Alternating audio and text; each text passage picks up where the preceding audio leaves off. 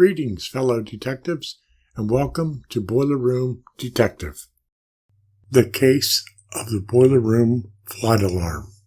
It's awesome when you get to meet your hero, and I got to do so. Well, not exactly. Allow me to explain.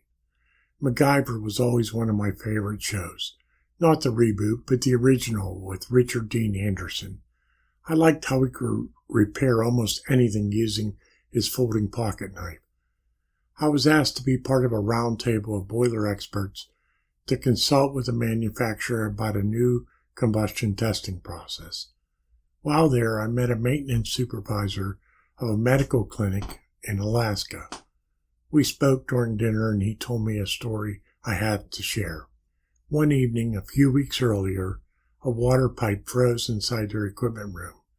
I would imagine frozen pipes are common in Alaska. This leak was not discovered until the next day because the clinic closed at 4 p.m. By the time it was found, there was lots of damage. Water got into the electrical panel and the atmospheric burner gas drain. They got everything up and running, replaced what they needed to replace, and were back in business later that day.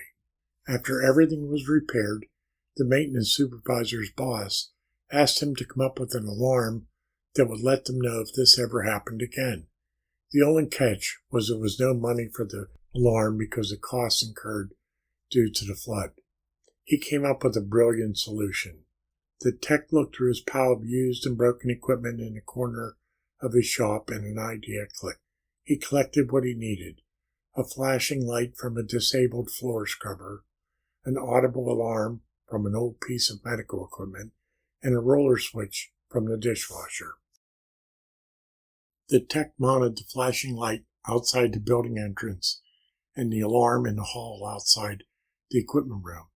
Using a homemade metal bracket, the roller switch was mounted about an inch off the floor inside the equipment room. He checked the continuity of the switch when it was extended and retracted. Then he lifted the roller switch and stacked several Alka-Seltzer tablets under the roller, opening the switch. What happens when Alka-Seltzer meets water? That's right, it fizzles away. The roller switch drops, closing the switch, and energizes the alarm and the revolving light. If the seltzer tablets were dry, the alarm never sounded. I bought my hero, MacGyver 2.0, a beer.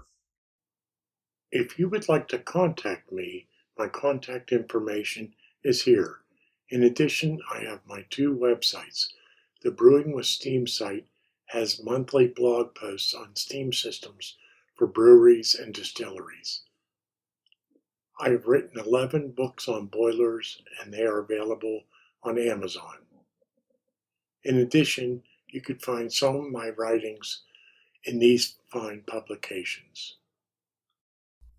Thanks for stopping by Boiler Room Detective, and I hope to see you on the next case.